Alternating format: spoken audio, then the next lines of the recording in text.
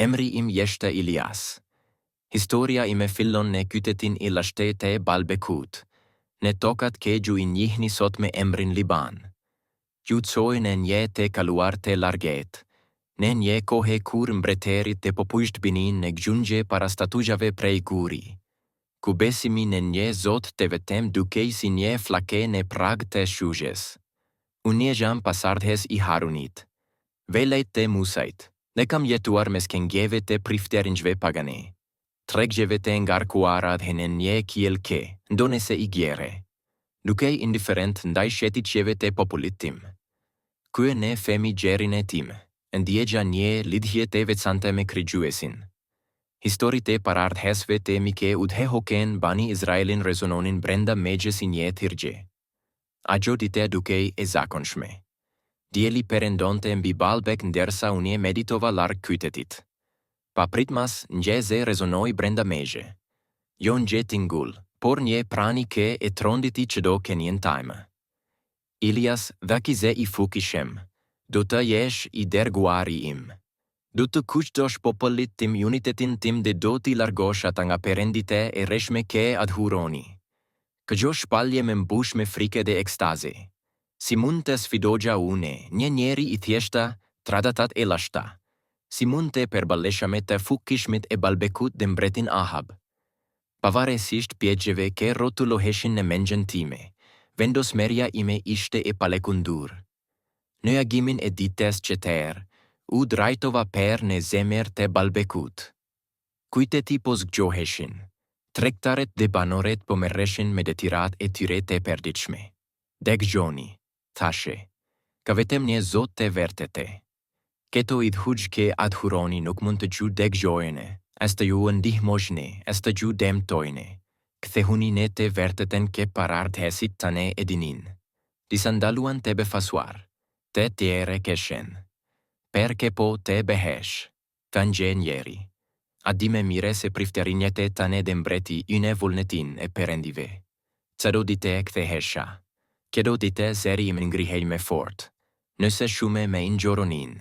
Disa filluan të degjonin, të mendonin, të dishonin per idujt ke kishin adhurur gjithmone. Por këgjo drita shprese ndezi gjithashtu zemerimin, e atyre ke shihnin pushtetin e tyre të kerkenuar. Prifterinjte e balit, ne robat e tyre të pasura, nuk vonuan të me perbalin. Ilias, me tane ata me perbuzje. Fjalet tua shketesojne popullin tone. Po vene dishim tradita mija vjețare. Nëse zoti it eshte kak I fukishem, le ta provoja. Le te dëshmogje superioritetin e tij ndaj balit. Një turme ishte mbledur rreth nesh. Ki moment e digja, mund të forkonte o të shkateronte misionin tim. Ngreduar drejt kjellit dhe lutem, jo per lavdin e tim, por per këte dale e vërteta nesitete gjithheve.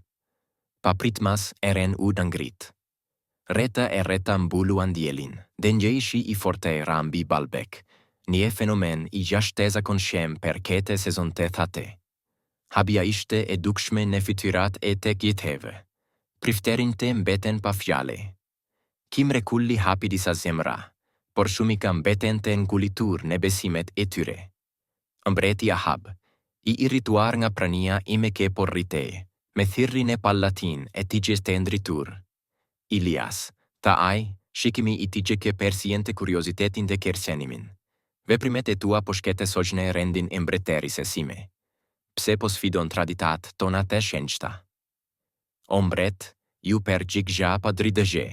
Une nuk kërkoj konflikt, por të vërteten. I dusht ke populli I të adhuron gjaneta shurdher dhe të verber. Ka vetem një zot të vërteta, dhe atij duhet ti perkase dhe voçmeria jona. Taftoj ti dhe popullin ten të praktisni keto besimet e reme. Mbreti, në arogancen e tij, hodhi poshte fjalet e mia dhe me paralajmeroj. Nese vazhdogja pasojat do të ishin të renda. Me kalimin e kohes, kundërshtia kundrejt misionit ti mu be me e forte. Pavarësisht mrekullive të krijera, sherme, parashikime ke u realizuan, shumica e popullit mbeti e shurdher ndaj mesazhit tim. Zemra ime rendohej nga shikimi i popullit tim që po tellohej në idhujtari. E kuptova se ishte e nevojshme një ndërhyrje me i fukishme hijnor për t'i kthyer ata në rrugën i drejtë. Mendje dimgje të telle, por mendje bingje të palekundur. U perkull dhe lutem ke Zoti të dërgojë një shënje të pamohueshme. Lutja ime u përgjigj. Qielli u mbyll. Asnjë pikë shiu nuk rëmbi balbek për muaj të tërë. Fushat u taen, lumenjtë u taren, korjet vëtiken. Një uri e të mërshme rambi rajonin. Shikoja popullin tim të vuante, të shpirti im ishte i shkjerë. Por e dija ke ki provim ishte i nevojshem për të zgjuar ndërgjegjen e tyre. Ilias njeri i Zotit, vinin ata të me lutnin, çfarë duhet të bëjmë për të ndalur këtë katastrofe? Si ta kete sojme Zotin tënd. Këti hunit e Zoti i vetëm, përgjigjesha gjithmone. Praktisni idhujt tuaj kue nuk mund të bajne asgjë për ju në këto kohë fatkeqësie. Pasi kaluan muaj me vuajtje, filloi të ndodhte të një ndryshim.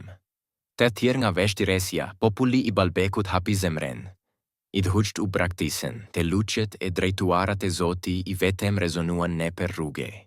Ki kthese me mbushte me shprese. U perkull serish, kete here për të kërkuar me shiren hijnore. Papritmas, sikur djert e kjellit ta ishin hapur, shira, gjeshike shpetui token e të të soli shprese në zemrat e pikeluara. Burrat e gra kanin nga gezimi, duke në ngritur duar si shenjë falenderimi. Uria përfundoi dhe me ta një mesim i dimshem por të e nevojshem ishte mesuar. Rruget e Balbekut, dikur dëshmitare të idhujtarise, u bene teatrat e njëje dhe voçmeri të sinkërte. Tempusht e idhujve u praktisen, u se vendesuan me vende lutjeje të dedikuara për Zotin e vetëm. Roli im u transformua. Nuk isha me vetëm një dërguar, por gjithashtu një udhëzues shpirtëror. Njerëzit vinin për të kërkuar këshilla për çdo lloj pjetëje, duke kërkuar mensurit e udhëzim. Megjithatë, një shkëtesim me shkatërronte. E digja natyren e pakëndrueshme të zemrës njerëzore. Kuçtimi i njerëzve është i shkurtër, dhe mesimet, edhe me të ashpra zhduken me kalimin e kohës. Dhe me të vërtete, ndërsa ditët kalonin dhe kuçtimi i urise largohaj. Pashe me trishtim disa ke ktheheshin nga dalën e praktikat e tyre të fqetra. Altaret e vogla dedikuar balit shfaqeshin serish në koshet e rrethat e qytetit. Lutjet e zjarta u lane pas për ritualet pagane. Kjo kthese nuk ishte vetëm një tradhti e mesimeve hijnore, por gjithashtu e premtimit që populli im kishte për e gjatë ditëve të rrethat e urise. Dimgja e të parejt të popullit tim të kthehej në idhujtari u be e padurueshme. Kisha kushtuar jetën time për t'i udhëzuar ata në të vërtetën. Dhe megjithatë ata ktheheshin në gabimet e tyre të vjetra sikur asgjë nuk kishte ndodhur. Në dëshpërimin tim të telle, u drejtuam te Zoti me një lutje të ndryshme. O Zot, lutem, me merr përsëri te ti, sepse nuk mund ta durogja me të shihja besimin të shndërrohej në harrim.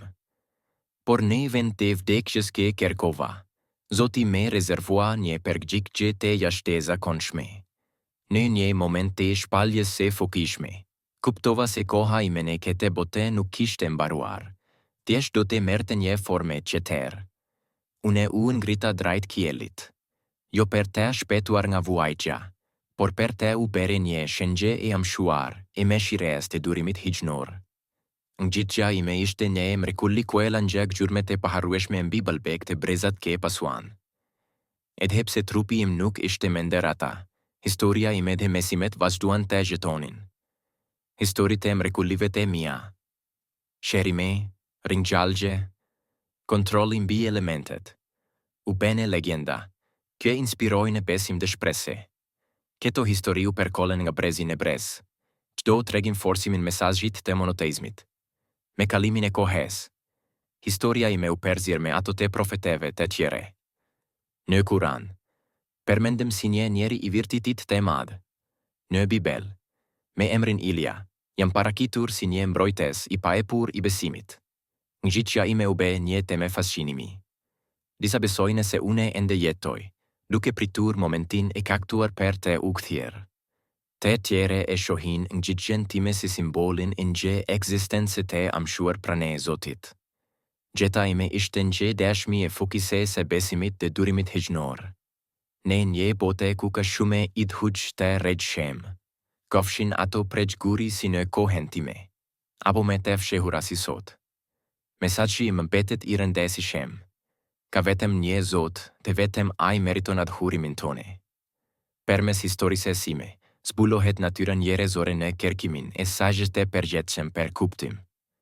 Tregon se, pavarësisht tendencës tonë për të humbur rrugën, gjithmonë ka një rrugë e kthimin e të vërtetën. Dhe mbi tek gjitha, ajo mëson se mëshira hegjnore është e pafundme. Gjithmonë e arritshme për ata që e kërkojnë sinqerisht. Emri im është Elias. Trupi im e ka lënë këtë botë, por mesazhi im mbetet aty, si një flakë që nuk shuhet kurrë.